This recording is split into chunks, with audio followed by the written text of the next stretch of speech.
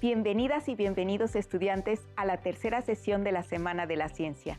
A nombre de todo el equipo de la asignatura Ciencias Química, les doy la más cordial bienvenida. Soy la maestra Hilda María Fuentes López. El propósito de esta sesión es explicar fenómenos químicos que correspondan a interrogantes o a resolver situaciones problemáticas referentes a la transformación de los materiales, mediante el desarrollo de conocimientos, habilidades y actitudes. ¿Saben cómo se representan los elementos y compuestos? Les invitamos a conocer más acerca de la representación de elementos y compuestos. Veamos lo que han preparado las maestras Nadia y Anel. Bienvenidas alumnas y alumnos a esta sesión de la Semana de la Ciencia en Aprende en Casa. Soy la maestra Nadia Raquel Sánchez Muñoz. Y yo soy la profesora Anel Vázquez Martínez. Anel, ¿sabes cuál es la importancia de la correcta escritura de una fórmula química? Sí, claro.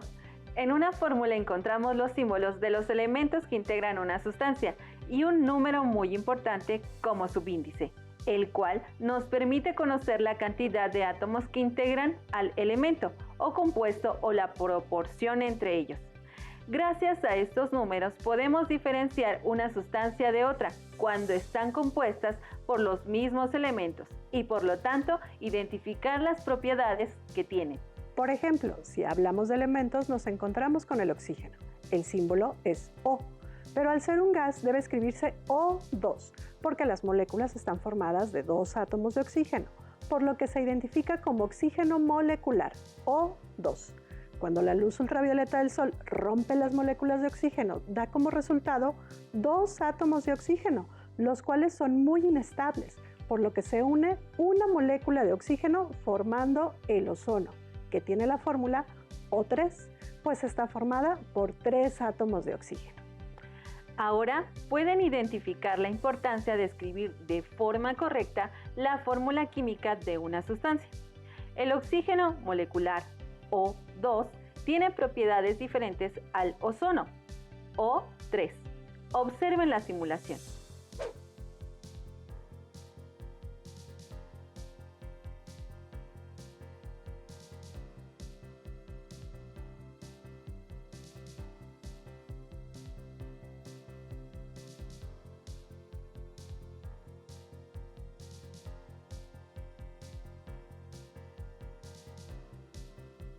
¿Y cuáles son esas diferencias? El oxígeno no tiene olor ni color. Es imprescindible para la mayoría de los seres vivos. En cambio, el ozono, O3, tiene color azul, un olor muy intenso e incluso puede ser perjudicial para la salud. Ahora vamos a ver dos ejemplos con compuestos que tienen los mismos elementos pero diferente cantidad de átomos. El monóxido de carbono, CO, y el dióxido de carbono, CO2. Observen la simulación.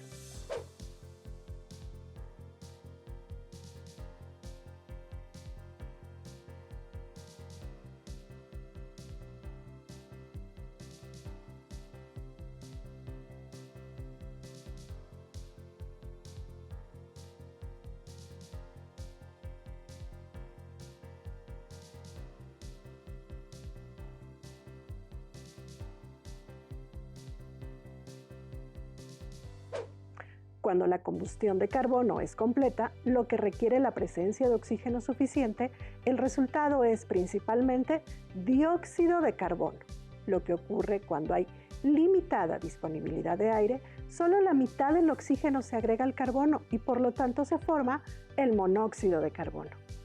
La mayor parte del dióxido de carbono liberado a la atmósfera proviene de fuentes naturales.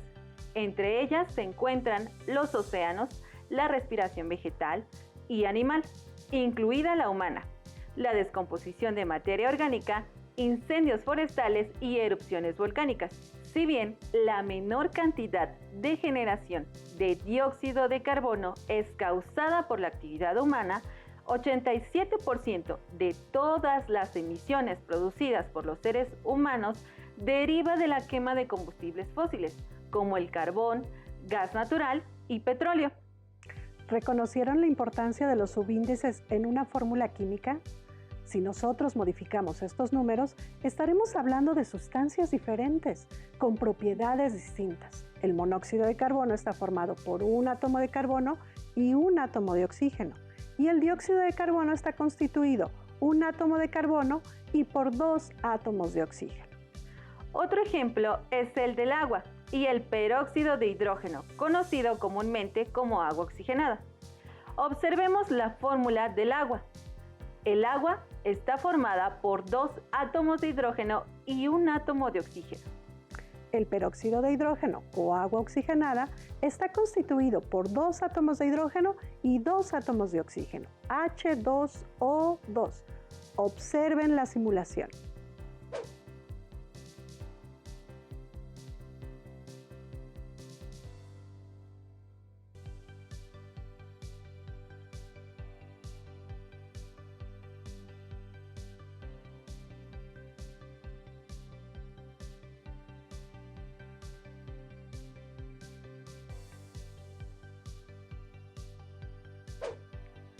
Pues bien, al tener el peróxido de hidrógeno un átomo más de oxígeno que el agua, este presenta propiedades diferentes. A simple vista se ven iguales, son translúcidas, pero si agregamos un poco de óxido de manganeso, observaremos una diferencia notable. Esto se debe a que presenta propiedades diferentes a las del agua. El peróxido de hidrógeno es un líquido transparente con una temperatura de ebullición de 150 grados Celsius. Es completamente miscible con el agua, sin embargo, se puede separar completamente por destilación, ya que su temperatura de ebullición es más alta que la del agua. El agua es un líquido transparente, incoloro, insípido e inodoro. Puede encontrarse en diferentes estados de agregación como niebla, rocío, nieve, hielo, vapor, entre otros. El agua pasa por el estado gaseoso cuando se calienta a más de 100 grados Celsius.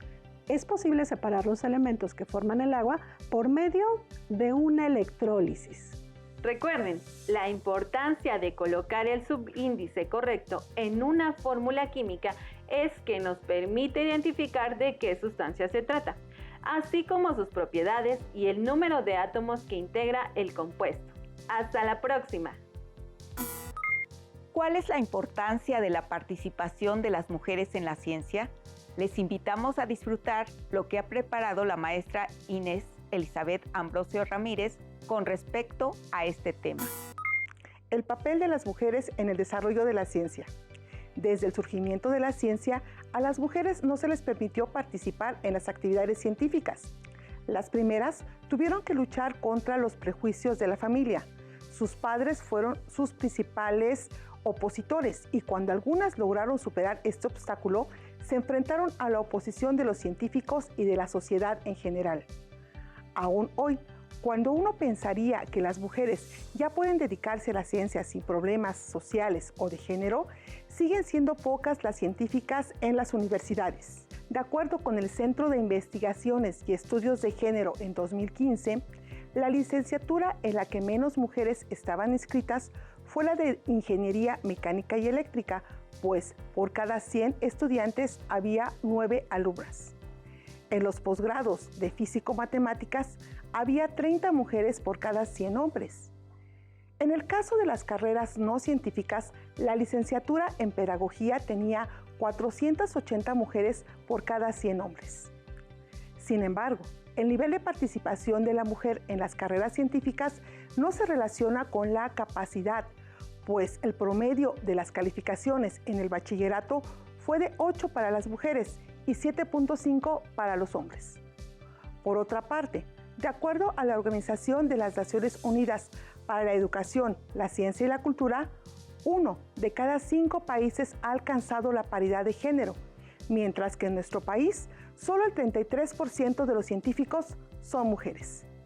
Pero el papel de la mujer a lo largo de la historia ha sido fundamental para el desarrollo de la ciencia, desde Hipatia de Alejandría hasta las galardonadas con el Premio Nobel de Química este año, la francesa Emmanuelle Charpentier y la estadounidense Jennifer Doudna, quienes desarrollaron un método para la edición de genes que podía ayudar a combatir enfermedades como el cáncer.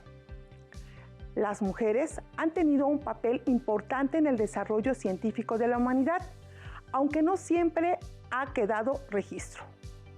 En esta sesión haremos mención de algunas de esas mujeres que con su trabajo, perseverancia, dedicación, rompiendo estereotipos y luchando contra la desigualdad de género, lograron trascender en la historia.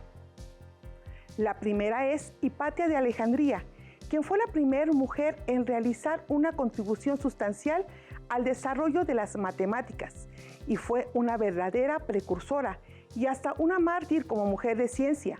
Su imagen se considera un símbolo de la defensa de las ciencias. La segunda mujer de la que vamos a hablar es Marie-Anne Pierre-Pourcet, conocida como Marie Lavoisier, esposa del científico Antoine Lavoisier. Es conocida como la madre de la química moderna. Asistía a Lavoisier en el laboratorio durante el día, anotando observaciones en el libro de notas y dibujando diagramas de sus diseños experimentales. Debido a su dominio en el inglés, latín y francés, realizó traducciones de varios trabajos sobre la teoría del flogisto para que su esposo los leyera. Probablemente el más importante sea el ensayo sobre el flogisto de Richard Kirwan, en el que además introdujo notas puntualizando los errores químicos del trabajo. Continuamos ahora con una mujer que sin duda fue una de las químicas más importantes de la historia, María Salomea Sklodowska, mejor conocida como Marie Curie, quien es reconocida fundamentalmente por su trabajo de toda la vida sobre la radioactividad, pero también por el hecho de haberse abierto paso en la comunidad científica, completamente dominada por hombres, que no veían con buenos ojos que una mujer se dedicara a la ciencia, ya que era cosa de hombres. Marie Curie sentó las bases para nuestra comprensión de la física y la química y nos abrió caminos en la oncología, tecnología, medicina y física nuclear, por nombrar algunas. Nació el 7 de noviembre de 1867 en Varsovia, Polonia. Fue una estudiante brillante, pero enfrentó barreras como mujer que le impedían seguir con sus estudios superiores, así que estudió en una pequeña universidad que brindaba estudios clandestinos a la juventud polaca. Ahorrando dinero y trabajando como institutriz y tutora, finalmente pudo mudarse a París para estudiar en la prestigiada Sorbona. Allí obtuvo el título en física y en matemáticas. En el año 1903 recibió, junto con su esposo Pierre Curie y Henri Becquerel, el Premio Nobel de Física, convirtiéndose así en la primera mujer en recibir tal condecoración. Fue la primera mujer en las conferencias de Solvay, una serie de congresos con los científicos más importantes de la época, donde participó al lado de figuras como Einstein y Schrödinger. Sus investigaciones en el campo de la radiación la llevaron a descubrir dos nuevos elementos, el radio y el polonio. Ella lo nombró así en honor a su país natal, Polonia, por lo que recibió un segundo premio Nobel, esta vez en química en 1911, convirtiéndose así en la primera persona en recibir dos premios Nobel en categorías distintas. Se convirtió en la primera catedrática en la Sorbona de París, en Francia. El 4 de julio de 1934, Marie Curie murió a causa de anemia aplásica, causada por la exposición prolongada a la radiación, al manipular material radioactivo sin el equipo de protección recomendado y guardar tubos de ensayo con radio en los bolsillos. Sus posesiones terminaron gravemente contaminadas. Los efectos nocivos de la radiación no se conocían en ese momento. Su investigación terminó matando a la polaca nacionalizada francesa. Su hija mayor, Irene Joliot, también dedicó su vida a la ciencia y, al igual que su madre, consiguió un premio Nobel de Química por sus investigaciones. Recibió el premio en 1935 junto con su marido por sus trabajos en la síntesis de nuevos elementos radioactivos. A pesar de que han transcurrido más de 100 años, gran parte de los objetos personales de Curie, incluyendo la ropa, muebles, libros y las notas de laboratorio, siguen contaminados por la radiación. Estos objetos, considerados como tesoros nacionales y científicos, se almacenan en cajas forradas con plomo en la Biblioteca Nacional en Francia, en París, y requieren un equipo especial para aquellos investigadores que quieran consultar sus notas. Tampoco el cuerpo de Marie Curie se libró de la radiación. Fue colocado en un ataúd forrado aproximadamente con 1 pulgada de plomo. En una sesión anterior de Aprende en Casa, se expuso el caso de Rosalind Franklin, una científica que realizó investigaciones sobre la estructura del ADN, cuyo invaluable aporte fue robado por 2 científicos hombres, James Watson y Francis Crick. Ellos se llevaron el reconocimiento por el trabajo de Franklin, que murió en 1958 a sus 38 años sin ser debidamente reconocida por la comunidad científica. Desde la primera edición en 1901 de los premios Nobel, tan solo 54 mujeres han sido galardonadas en alguna de las 5 categorías, frente a los 869 hombres, es decir, únicamente un 5.8% de mujeres científicas han sido reconocidas en esta ceremonia. La participación de las mujeres en el desarrollo de la ciencia en nuestro país no es de menor importancia. Solo por mencionar algunos nombres, contamos con científicas destacadas como Elia Bravo Ojolis y sus trabajos sobre las cactáceas, o la doctora Julieta Fierro, destacada astrónoma y divulgadora de la ciencia. Pero ese será tema para una sesión posterior. Para cerrar esta sesión con broche de oro, veamos la entrevista del maestro en ciencias Ramsés Enrique Santa Cruz Márquez, presentada por la maestra Teresa. ¿Cuál es la importancia de la investigación científica?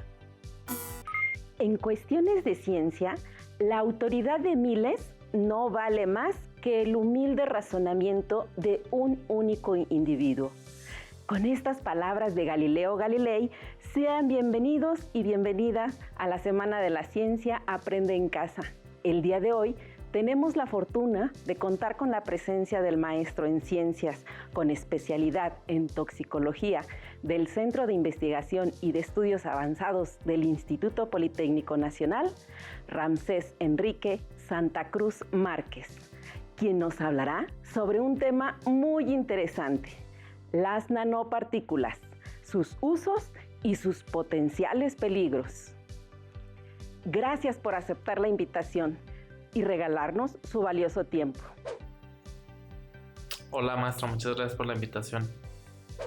Sin duda, la primera interrogante que tenemos es: ¿por qué eligió estudiar esa carrera? Bueno, yo soy químico en alimentos y elegí esa carrera porque me llamaba la atención entender cómo se procesan los alimentos para preservarlos por más tiempo, hacerlos más nutritivos, etc. Principalmente me interesaba entender qué procesos suceden en nuestro cuerpo para que los nutrientes de los alimentos se absorban y nos proporcionen la energía que necesitamos. Qué interesante, maestro. ¿Cuál es su libro preferido? Bueno, soy fan de los libros de Gabriel García Márquez, en particular de los cuentos, y me gusta mucho, por ejemplo, Alguien desordena estas rosas o El rastro de tu sangre en la nieve. Entonces yo diría que mi libro favorito es la colección de cuentos de este autor. Premio Nobel de Literatura en 1982. Maestro, ¿qué hace los días que no se levanta con ánimo? ¿Tiene algún lema o alguna frase que le motive? Bueno, en general cuando me siento así procuro darme un tiempo para mí. Me permito sentirme desanimado por algún momento, pero también me planteo o me propongo la meta de activarme, de ponerme a trabajar en algún momento del día. Excelente idea. ¿Tiene algún ídolo a quien seguir o algún referente en su vida profesional? Bueno, en general yo diría que admiro a las personas que se proponen metas y que las cumplen, pero también a quienes saben ponerle límites al trabajo y lo separan de su vida personal. Me parece algo muy sano separar la vida profesional de la personal y en general es algo que busco también para mi vida. La importancia de la armonía en las relaciones familiares Es algo que tenemos muy presente en este tiempo de pandemia. Ramsés, sabemos que se ha dedicado a evaluar el efecto de algunas nanopartículas usadas en alimentos y cosméticos sobre la función reproductiva femenina. ¿Podría, por favor, hablarnos más sobre esto, no sin antes explicarnos qué son las nanopartículas? ¿A qué se refiere ese término? Bueno, esas preguntas son muy interesantes, maestra. Primero veamos qué son las nanopartículas y por qué son importantes. El término nanopartícula se emplea para referirse a todas esas partículas o materiales que tienen un tamaño muy pequeño. Se ha establecido que estas precisamente tienen un tamaño menor a los 100 nanómetros, es decir, pueden ser tan pequeñas como el diámetro de un cabello humano, incluso pueden ser más pequeñas, y ese tamaño tan pequeño les proporciona características físico-químicas muy interesantes. Debido a ello son ampliamente utilizadas. ¿Por qué? Bueno, porque contribuyen a la creación de materiales más durables, resistentes, livianos, mejores conductores eléctricos, entre otras muchas características. Algunas nanopartículas se utilizan en la industria de los cosméticos, en la industria textil, en algunos productos de uso cotidiano, así como en alimentos.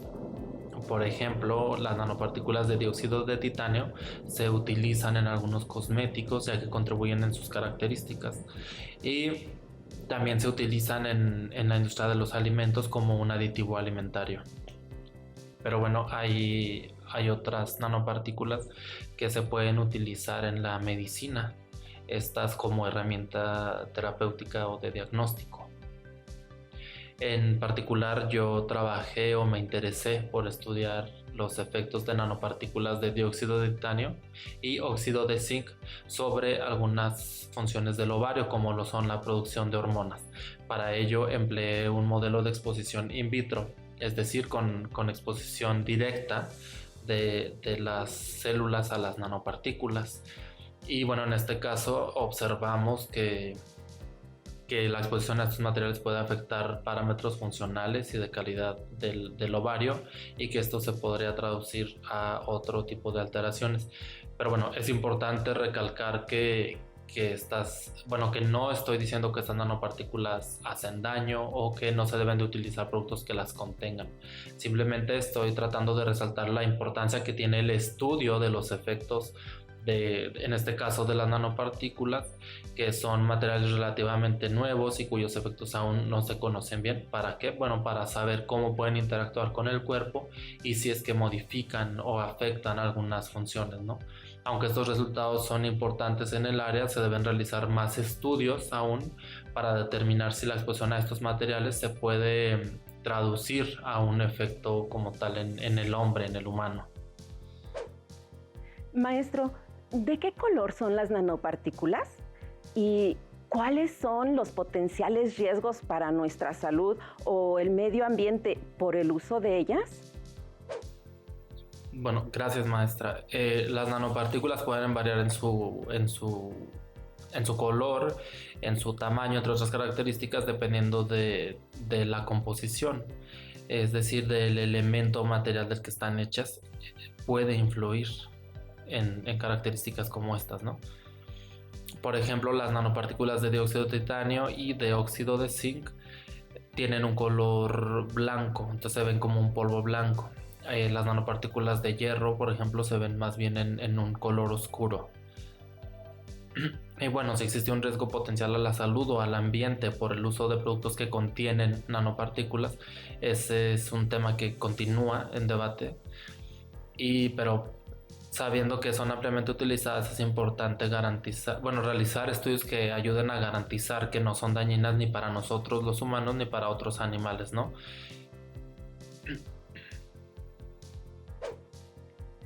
Nuestro más sincero agradecimiento para usted, maestro, por darse el tiempo de motivarnos a seguir haciendo ciencia.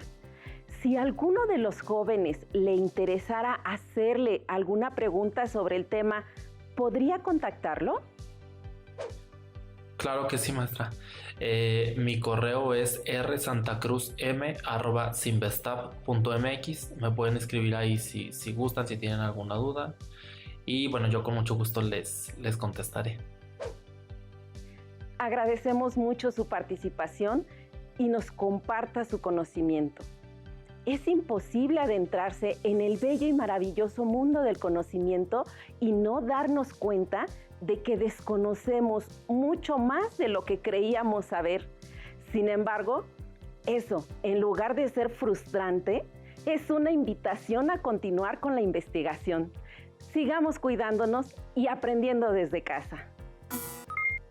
Como pudieron darse cuenta, en esta sesión se trataron conocimientos que ya adquirimos en sesiones anteriores, como la representación de elementos y compuestos, así como la participación de las mujeres en la ciencia y la importancia de la investigación científica.